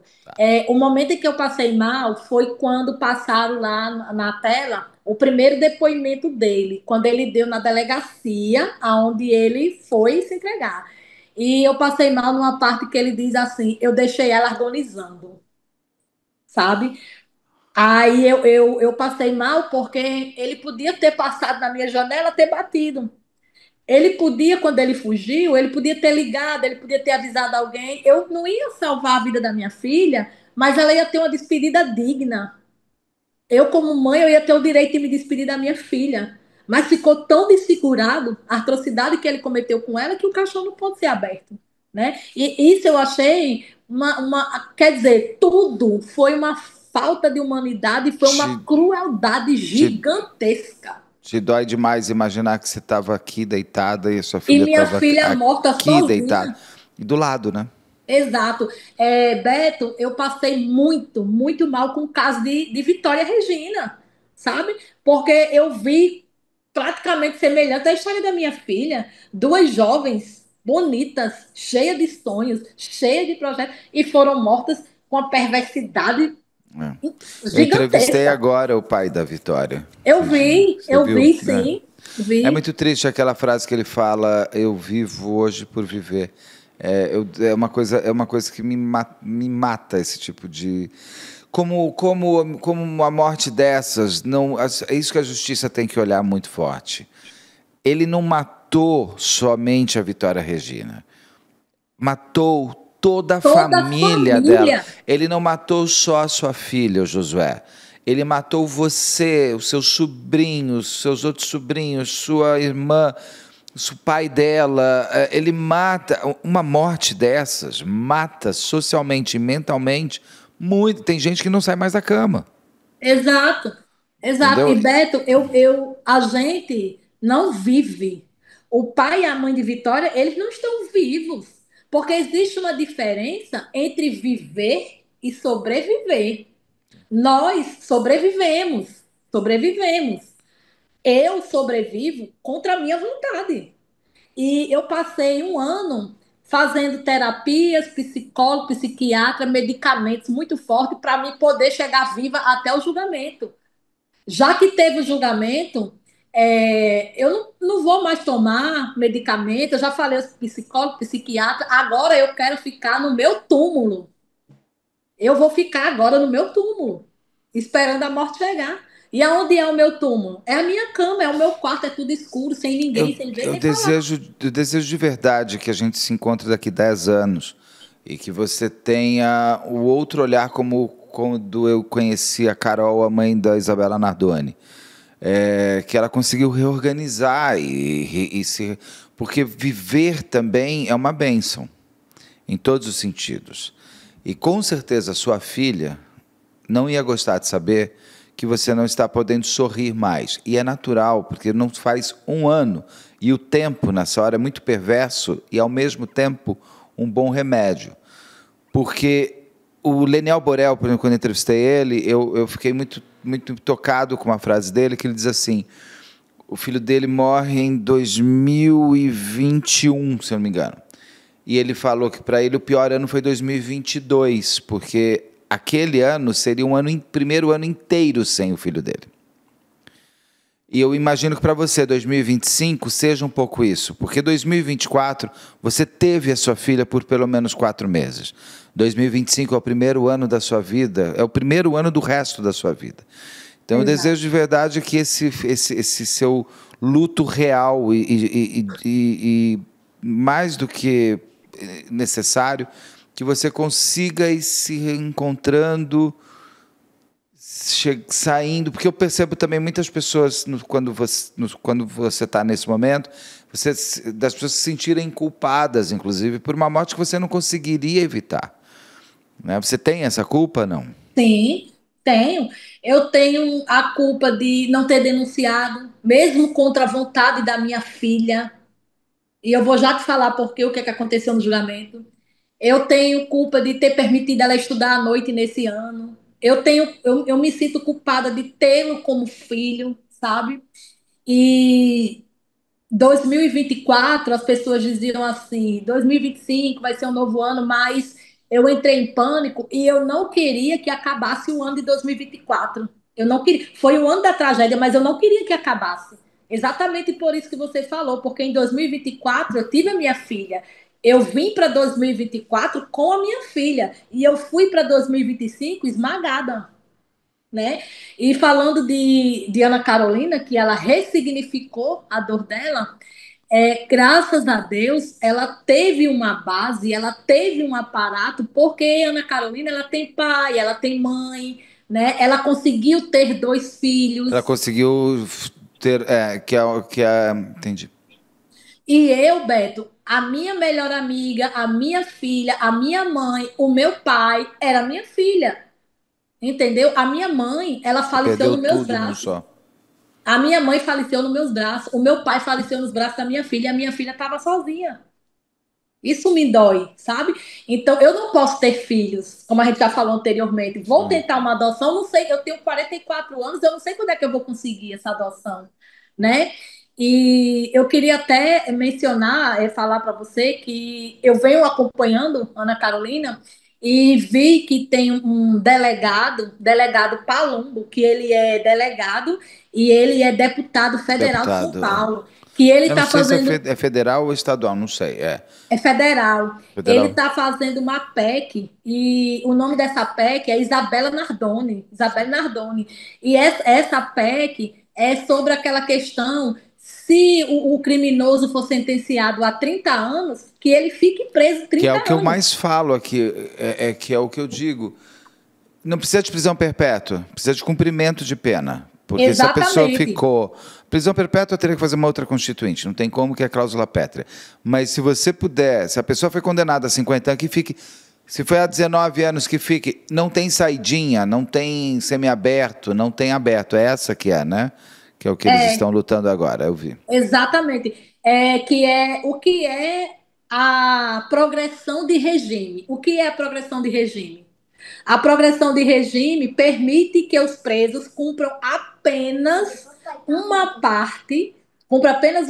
parte da pena e logo eles tenham direito à liberdade condicional, né? Condicional, Mas semiaberto e aberto, são 3 formas. exatamente, mas aí o que eu me pergunto e faço a pergunta para a sociedade, para os deputados que criam as leis, né? Porque o juiz ele dá a sentença de acordo com as leis que foram criadas. Eu entendo isso, mas Beto, eu gostaria de saber o que é que eu posso fazer, o quanto mãe, para reduzir a pena da minha filha. A minha filha foi condenada à pena de morte, né? O que é que eu posso fazer? O que é que nós podemos fazer? Eu gostaria que os senhores deputados que criam essas leis pensassem nisso, se colocassem no lugar da família que perde, que não volta nunca mais. Então, o criminoso, o assassino, ele está preso, mas a família vai visitar. Ele ainda está no lucro, ele está vivo, certo? Ele está vivo. Eu estou trabalhando, você está trabalhando para ajudar a alimentá-lo, não é isso? Em meio ao Entendo. meu luto, em meio à minha dor, eu tenho que chorar em uma sala de aula a minha dor para poder ajudar a alimentar quem tirou a minha filha, né? Então eu gostaria de fazer esse apelo. O seu canal, o seu Instagram é de muita visibilidade, né? Muitas pessoas mesmo me procuraram e disseram até assim: Valéria, meu sonho é você ser entrevistada por Beto. Se você for olhar o Nossa, Instagram, tem isso, mais de 2.000 pessoas pedindo, ficou entendeu? lisonjeado, emocionado, muito, Exatamente, devido à grande importância, você, Beto Ribeiro, se faz necessário. Você se faz necessário. Você é o nosso canal, é a nossa voz. E através do seu canal, através da sua voz, através de você, eu faço um apelo a todos os deputados que revejam essas leis. Como você falou, a perpétua é impossível para o Brasil. Mas eu gostaria, senhores deputados, que criam essas leis, que entendam que quem se foi não tem redução de pena. A minha Márcia Anália, com 23 anos, mãe de pet, trabalhadora, filha única, técnica de enfermagem, um sonho pela frente, ela não tem o direito à redução de pena. não. Eu estou na prisão perpétua. Eu estou em uma prisão perpétua. Eu fui condenada pelo assassino Josué Viana à prisão perpétua. Eu não tenho redução de pena. Eu prometo aos senhores deputados fazer aqui fora tudo que o assassino está fazendo lá dentro para reduzir a pena. Beto, ele está tendo um Ter bom bom comportamento. comportamento, ler um Beto, livro ele por está semana. tendo um bom comportamento lá dentro, mas não é porque ele é bom comportado, não. Bom comportado é você. Bom comportado sou eu, que a gente se comporta aqui fora. Não, eu não entendo isso. É bom comportamento. Mas onde diz que você pode ter mau comportamento? Você está preso, meu amigo. O mínimo que se espera é Exatamente. bom comportamento. Que papo é esse que bom comportamento reduz pena? Eu não entendo nesse país. Bom, Nem nesse país eu. tem uma coisa assim, é muito louca. O réu pode mentir. Exato. Bom comportamento lá dentro é para ser uma obrigação. Sim. Obrigação de se comportar lá dentro. É o E contrário. Se não você tiver bom ganhar bônus. comportamento, sua pena não vai aumentar. Se você tiver mau comportamento, sua pena vai aumentar, meu amigo. É assim que tem que ser. Eu não entendo Justamente, isso. É você justamente. ser bom. Ah, você leu. Ah, que bom que você leu, porque você está fazendo o quê? Aqui, além de só usar dinheiro do Estado para viver. Exatamente. Vai Tá ler com mesmo, tempo. vai estudar. Agora, isso não pode ser para reduzir pena. Vai trabalhar lá Justamente, dentro. vá trabalhar para manter as despesas que você está Agora, dando esse ao papo de sistema. que não, a pessoa leu, fez um curso, trabalhou, então ele vai para aberto. Eu não estou afim de conviver com gente que barbarizou a sociedade. É meu direito também de não querer. Então, as pessoas têm. Eu acho que o Brasil precisa, sim, discutir, concordo com você, quem que tem que ter a humanidade na hora de um crime como o que você passa? É a vítima. Não o assassino. Que ele seja cuidado, ele é custodiado, que ele viva, que ninguém mate, porque eu não sou a favor de linchamento, nada disso, nem poderia pensar numa coisa dessa, que é muito brutal, é tão brutal quanto o que ele fez, mas a família da vítima que tem que ser olhada, não a família do... Assim, é uma coisa louca, você tem até um direito, alguns, de pensão, eu entendo, porque eram... Mas assim, e a família da vítima? Uma mãe que é morta, que deixa filho, como é que faz? Exatamente, exatamente. Entendeu? Uma E família inteira que é um pai e uma mãe que está andando na Avenida Paulista com celular. Esse rapaz que foi morto aqui em São Paulo na bicicleta, que morreu, deixou um monte de gente. E aí? E aí o bandidinho é preso e vai um monte de gente, ai, coitadinho, ele é vítima da sociedade. Vítima da sociedade é aquele moço que estava em cima de uma bicicleta, não fez nada. exato, exato. Vítima da sociedade é você, que chora a morte da sua filha. Por um homem que, com certeza, se você pegar o histórico dele, ele já deve ter feito isso, não a morte, mas a barbarização contra a mulher. Fez. Porque ele tem um passado que o condena nesse sentido também? Você levantou?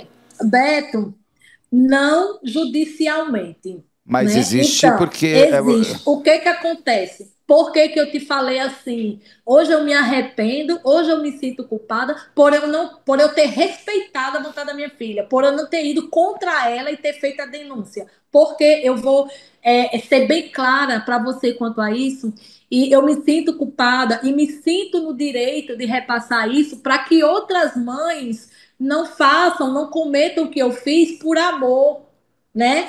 Eu achando que eu respeitando a vontade da minha filha, eu estava demonstrando uma prova de amor a ela, mas o amor, e agora eu estou na dor. Eu estou na dor. Se eu tivesse ido fazer a denúncia, não implica em dizer que ele não teria chegado até o fato que chegou. Porque você sabe que muitos casos acontecem, a vítima tendo medida protetiva, Às a vezes até, vítima às vezes até antecipa. Justo, a vítima tendo botão do pânico, né? E acontece. Eu indo denunciar, talvez, como você falou, ia acontecer o fato e eu, hoje, ia me sentir duas vezes mais culpada. Porque eu ia achar que ele fez para se vingar do que eu fiz. Entendeu? Mas se eu tivesse denunciado, ele tivesse cometido o ato, que ele ia cometer de todo jeito, ia ter lá uma denúncia contra ele. E ia pesar no julgamento. Isso. Entendeu? O que aconteceu foi, eu fui procurada por duas namoradas, ex-namoradas, e duas mães, as mães dela. E depois do ocorrido, logicamente. E uma mãe falou assim, Valéria, chorando, me abraçou e disse assim, Valéria, eu tô chorando porque aonde está a sua filha era para estar a minha filha. Essa E, sim. e aonde você está hoje era para eu estar.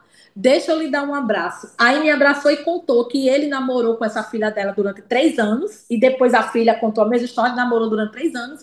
E um certo dia ele deixou a filha, deixou a moça jogada no meio da rua, estava ensanguentada, e terceiros que passavam levaram essa moça para a UPA. Quando chegou na UPA, que a moça foi atendida, ligaram para a mãe da moça e a moça me falou assim: Dona Valéria, eu fiz com a minha mãe o que a Nália fez com a senhora. E a minha mãe fez exatamente o que a senhora fez. Eu pedi para minha mãe não denunciar, minha mãe não denunciou. Ela disse isso. Então, assim, se essa moça tivesse denunciado, teria lá um boletim contra ele. Se eu tivesse ido, teria o segundo boletim contra ele. E isso teria. Sua filha não sabia desse passado dele. Não sabia, não Tá. sabia, Porque é não uma sabia. coisa que eu nem sei se já está acontecendo, que é uma das coisas que mais me impressionam ainda, é que um feminicida como Josué, ele foi condenado a feminicídio? Ele foi condenado. Como feminicida. Ele foi condenado a 19 anos. Aí vai ter a redução de pena, o bom comportamento, enfim. Fazendo a somatória junto ao nosso advogado, né? Estatisticamente, muito provavelmente, ele fica em regime fechado 7 anos e 6 meses. É isso que eu lhes pergunto. É quanto vale a vida da minha filha? 7 anos e 6 meses. Não, e aí eu vou te falar, o mais impressionante será se ele já não estiver namorando com alguém na cadeia, com alguma mulher. Que alguma mulher o visite para visitas íntimas e tudo mais, que ele namore e case com ele na cadeia, sendo que ele matou uma mulher. O que mais eu ainda não consigo entender, eu até gostaria, fico aqui, eu gostaria de entrevistar uma mulher que casou com um feminicida. Como que pode uma mulher... Porque assim, a sua filha não sabia do passado do Josué, né? Agora, nenhuma mulher que namorar o Josué hoje não pode dizer que não sabe do passado dele. Exatamente. Agora, como pode uma mulher vir a namorar um homem que matou uma outra mulher?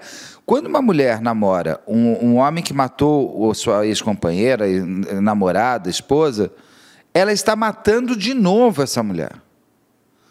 Porque nem a solidão vai ser o seu pior castigo nessa hora.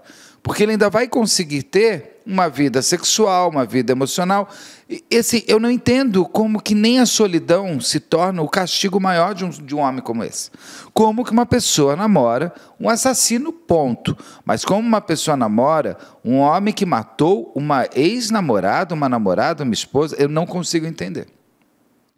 E nós temos provas na mídia, na sociedade, de que isso que você está falando acontece, porque aconteceu. Meu amor, o que eu faço de caso de feminicídio aqui, que o cara no julgamento já está com a nova namorada assistindo ao júri. Com uma nova namorada que conheceu, não sei nem como. É a confirmação de que tudo valeu a pena para ele. Exato.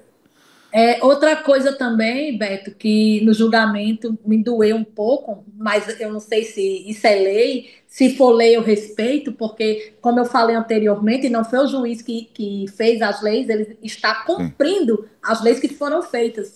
Mas as testemunhas não puderam depor com essa camiseta. Ah, eu acho que não pode. As testemunhas não, tudo bem, joia. Mas o preso, ele estava muito bem arrumado. Aí eu me pergunto, cadê a roupinha de presidiário? Tu é É que ele tem o presidiário? direito de estar como civil nessa hora. São os direitos. Exatamente. Exatamente, São os questão de direitos. leis que não foram feitas pelo juiz, mas que ele Ele tem que tem que cumprir. colocar. Tem Tem que que pôr. cumprir, exatamente. E ele estava muito bonito, muito bem arrumado, muito bem vestido, sapato social, calça social, uma camiseta bem apertada. Ele está com o corpo atlético, Ah, né? porque na cadeia tem academia, né? É, Eu é, acho, né? eu acho um escárnio com a Ainda que gente não aqui tenha, fora. eu não sei se tem ou se não tem, Aí mas quando eu. ainda que não tenha, ele faz, né? Faz flexão, Tem essas coisas. academia. Tem? Quando eu falo isso, tem gente que fala assim, mas você quer que eles façam o quê na cadeia? Eu falo, não sei, cara, ficar preso. Mas como assim? Exatamente. É uma coisa muito assim, não é um spa, não é uma colônia de férias. É isso, é isso que eu vou lhe dizer que talvez, muitos cometam esse crime porque já tem estudado antes outros crimes, já tem feito a penalização, já tem visto a penalização de outros crimes e às vezes, que eu acredito que é o caso de Josué Viana, muito provavelmente ele tenha feito cálculos ré primário, residência fixa, trabalho fixo, né? Muito provavelmente É ele isso tenha que você me feito falou, que cálculos. você queria me dizer o porquê que você acha que estão tendo tantos feminicídios? É porque você acha que eles estudam feminicídio para poder matar, ter o prazer e ver quanto tempo que vai ficar na cadeia, é isso? Beto, na minha concepção, está tendo muitos feminicídios, muita violência doméstica, porque um crime com requinte de crueldade como foi esse, uma faca cravada nas costas, outra quebrada no chão, isso daqui completamente esmagado, as mãos todas furadas e ser sentenciada a 19 anos Pois é, ele foi sentenciado como feminicídio? como feminicídio. Eu achei uma pena muito baixa, 19. Tudo bem que a nova lei do feminicídio, que põe uma pena bem mais alta, já é uma pena de 40 anos, acho que foi depois da morte da sua filha. Isso, ele não foi enquadrado na nova lei, porque a nova lei foi sancionada Depois. depois. E tem essa coisa, né? A lei só vai para o preso se melhorar para a vida dele. Se piorar, não pode. Eu não entendo isso também, né? É uma coisa assim. Se é para piorar, também tem que ser, gente. Que é isso. Não entendo É, isso, mas tudo bem. porque se ele tivesse sido sentenciado os 19 anos, e se fosse os 19 anos em regime fechado lá dentro, né? Eu ainda acho Mas pouco, porque ele é muito 7 anos jovem. e Ele meio. vai sair, se ele tem 29 anos, ele vai sair com 40 anos. Se Ele vai ficasse sair, todo, não é isso? Não, ele vai sair com 50 anos. Se ele ficasse os 19 anos. Mas se ele mas vai ele ficar vai 7 ficar. anos, ele vai sair antes dos 40. Exatamente, ele vai sair bem mais Bem novo do que eu jovem, estou agora. E ele vai fazer o que ele disse na audiência de instrução. o Eu quê? vou, eu vou sair, vou voltar para a sociedade e vou refazer a minha vida. Quando ele não deu nenhuma chance da minha filha refazer a dela. Você falou que ele está falando a palavra de Deus, é isso, né? É, Virou líder religioso. ele prega a palavra de Deus no presídio e no julgamento ele falou a palavra de Deus, ele citou várias vezes da Bíblia, inclusive o nosso advogado, em sua brilhante defesa, doutor Zico Moura, ele perguntou e falou que ele citou várias vezes a parte da Bíblia, mas ele esqueceu de citar a parte que diz não matarás. Muito bem, muito bem. Valéria, eu não vou falar de futuro com você, porque você ainda está num presente muito dolorido. A gente já passeou um pouco sobre essa história da sua vida, que vai ter que viver. Você vai encontrar, com certeza, as suas motivações, que seja numa nova maternidade, ou através dos seus sobrinhos, ou através de você mesmo, através do conforto que vem da sua filha no seu coração. Mas eu queria saber uma coisa, quando você encontrar com a sua filha, o que você vai falar para ela? Quando eu encontrar com a minha filha, eu vou pedir perdão, eu vou abraçá-la e eu vou dizer que em momento nenhum ela deixou de ser o ar que eu respiro.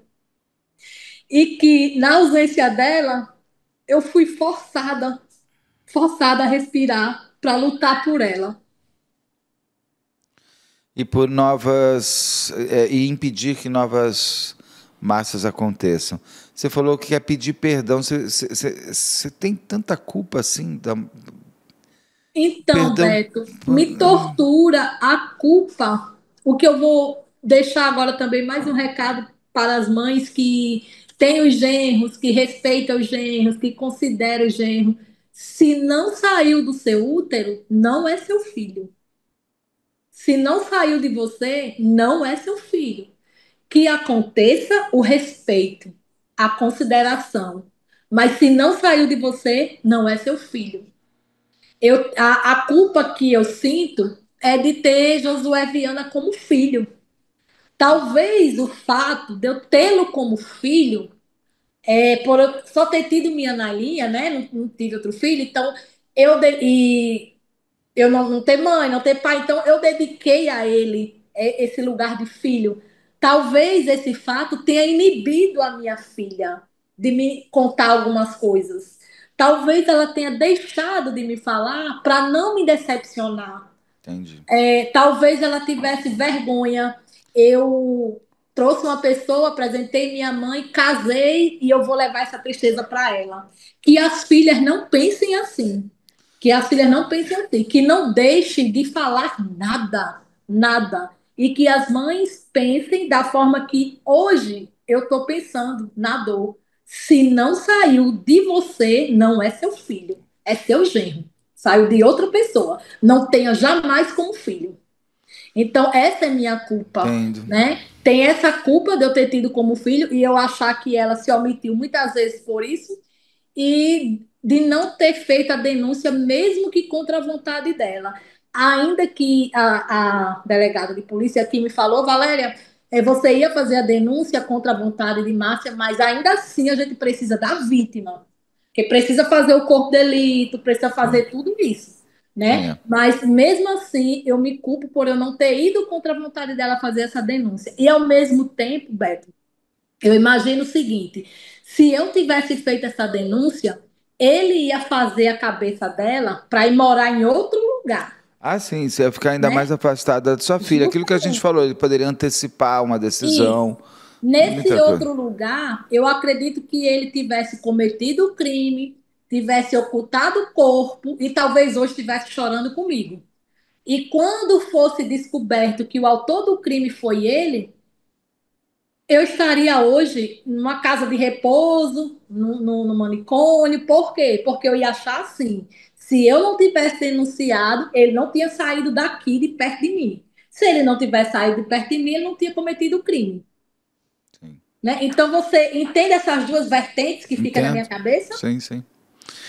Valéria, tem mais alguma coisa que você queira falar que eu não tenha perguntado, que você gostaria de dizer sobre toda essa história?